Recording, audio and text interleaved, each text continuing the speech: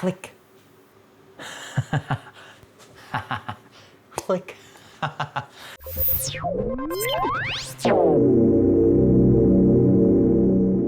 Hey there guys, welcome back to Pickleball Paddle Reviews, and today I have a paddle that I'm very excited about.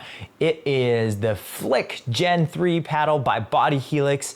This is the paddle that is the older brother to the much more well-known FLIK F1, which is their foam paddle, known for being crazy powerful out on the market right now. I actually think this paddle really flew under the radar because this is a really good Gen 3 paddle, and I'm very excited to say that I probably take this over the SLK era right now. All right, so the FLIK Gen 3 paddle is your typical Gen 3 build.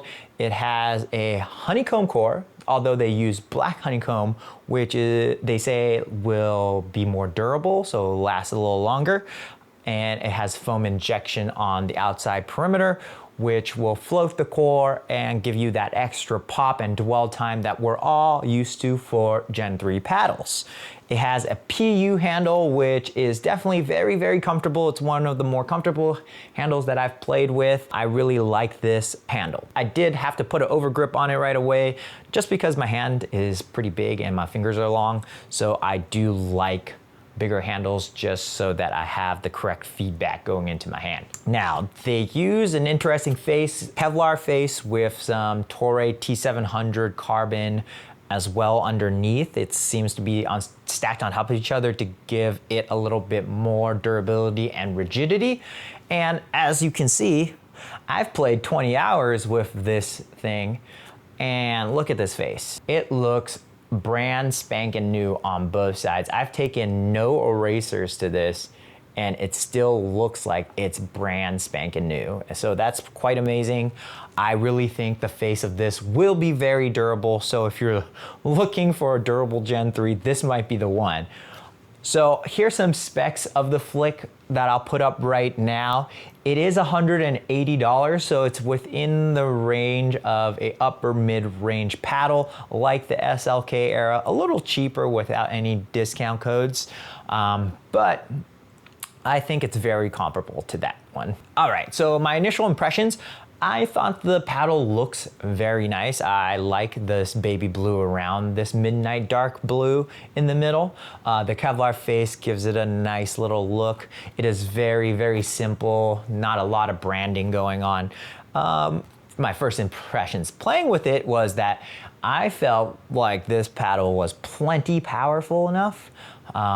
It felt like balls were coming off very fast, but without it being too poppy. Now, that sounds really confusing, but I'll explain as we go along. I also felt like the soft game felt very comfortable on this as well. So let's get into it. So ground strokes for this paddle, I felt like they were probably one of the strong points for this paddle. This paddle is plenty powerful enough. I think it's in the all-court range to the almost peeking into a power paddle's range. I wouldn't necessarily say it's at a power paddle quite yet, but it feels like it's knocking on the door. So drives, backhands, and overheads, they all felt like they're great on this paddle. Putaways felt very natural. The only thing that feels different when you're hitting with this is because of that Kevlar face being more stiff, it kind of dampens a lot of vibrations. It feels very stable in your hand, but it also feels like the ball is coming off a little faster than I'm used to on other Gen 3 paddles. And the best way I can describe it is it feels like this 16mm paddle has the dwell time of a 16mm paddle, but the deflection of a 14mm paddle, something like that. It felt like balls that I was hitting really hard had a little bit of that dwell time so that I could kind of control where it was going, but it was also coming off the paddle so fast that it was really launching them with some speed. So it felt really good and felt very natural to play with this.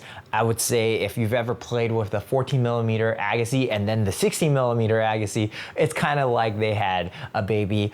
Or if you've ever played with the new Holbrook Arma, kind of similar to that too. Now, that brings us into the soft game. And for the soft game, I kind of felt like resets and drops felt very natural just because of that dwell time you were getting. Now, the only issue I had was with dinking. Dinking is where I like to shape the ball a lot more to control top spin and try to get balls into different directions or have it spin a little faster so I could get opponents off balance.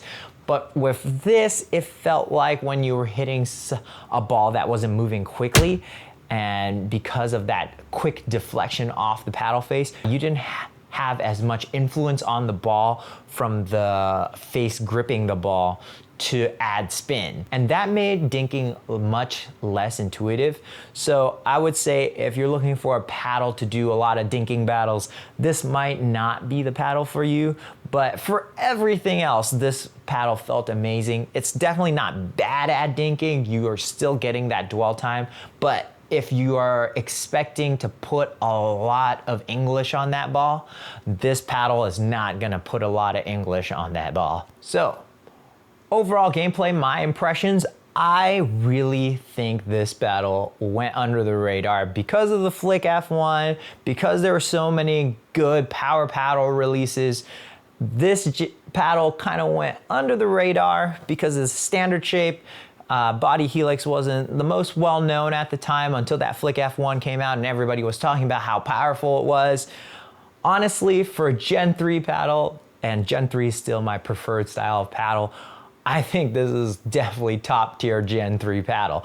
I like it a little better than my SLK era, I think. And that is because of how natural this paddle feels when you're playing.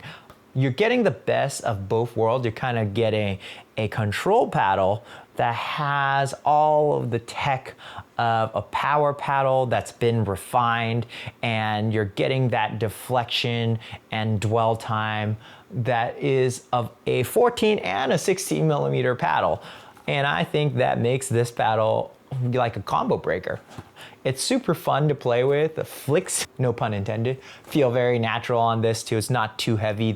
Even though the swing weight is a little high on this, I would say it makes up for with a bigger twist weight, so it feels more stable in the hand. Now, big hits, especially drives and backhands, will feel very, very comfortable because of its stability, and that extra material on the face does make it seem like it's more stable when you're hitting. I will say that every now and then when I do not hit the sweet spot, you do feel it going up your arm a little bit. There is just a little bit more vibration than I'm used to. And also, I will say when I was playing with it against someone with a Holbrook Arma, we immediately stopped the game at one point just to talk about how loud our paddles sounded. I know that for the Holbrook Arma, it was a delamination issue. It was because of all of that surface material coming off of the honeycomb core, so that was that crunching sound that people were hearing. I don't think that is the issue here, but I could be wrong. This honestly feels just as good and about the same as when I played with it day one. I'm very impressed with the surface of this paddle being so durable. I mean, it looks just as good as it did on day one. I'm very, very impressed with this paddle, and I think people really need to give this a try. But honestly, there's so many paddles coming out right now. It's hard to say if this is the one to try or its younger brother, the FLIK F1, which will be a little more durable because it has the foam core. Who knows? I still think for Gen 3, this is an amazing paddle. If you want to check out this paddle, I'll link it down below. It's my affiliate link, so I'll get a small portion of the sale and it'll help out the channel. Body Helix did send out this paddle for me to test, but they didn't have any say in what I'm saying in this review. All of these opinions are mine. Thanks for watching, guys, and hopefully someone has this FLIK near you so you could try it. I know it's gonna be a really hard sell because the F1 is already out, but if you really like Gen 3, you really want to play with a paddle that has power, that has dwell time, I think this is an interesting choice, and it has such a unique feel when playing, and its durability seems to be so good that I definitely think it is a paddle that is underrated right now. All right, thanks for watching, guys. Peace.